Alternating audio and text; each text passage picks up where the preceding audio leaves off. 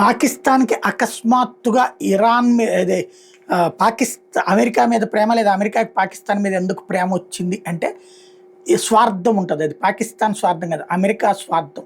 ఏదో Israel Iran మీద attack చేయబోతుంది. లేదా ఏకంగా అమెరికానే ఇరాన్ మీదన అటాక్ చేస్తుంది. ఎందుకంటే బాంబులు తయారు చేయదగినటువంటి కంప్లీట్ మెటీరియల్ మా దగ్గర ఉంది. మేము అణ్వస్త్ర దేశంగా మమ్మల్ని గుర్తించండి అంటోంది ఇరాన్.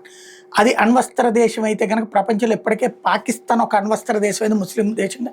అట్లాగే ఇరాన్ అణ్వస్త్ర దేశంగా మారడం పాకిస్తాన్‌కి కూడా ఇష్టం ఉండదు. ఏకైక అణ్వాయుధ ముస్లిం దేశం కింద ఉండాలని అనుకుంటుంటుంది పాకిస్తాన్. ఇప్పుడు తమతో పోటీగా వస్తుంది కాబట్టి ఆ ఈర్ష్యకి తోడు పాకిస్తాన్‌కి ఇప్పుడున్న ఆర్థిక అవసరాల రీత్యా అది ఇంతకుముందు బిన్ లాడెన్ తమ మతమోడైనా సరే నాశనం చేయడానికి సహకరించింది. ఆఫ్ఘనిస్తాన్‌లో తమ మతమోళ్ళైనా నాశనం చేయడానికి సహకరించింది. అది డబ్బులొస్తే వాళ్ళనైనా సొంతోళ్ళనైనా చంపేసుకుంటది.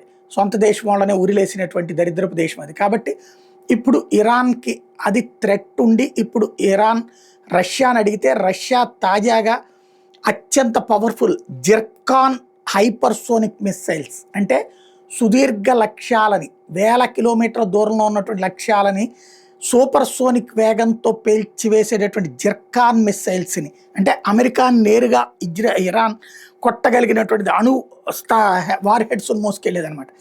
అది ఇచ్చింది అన్నటువంటి విషయాన్ని ఇప్పుడు తాజాగా ప్రచారం చేస్తున్నటువంటి పరిస్థితి.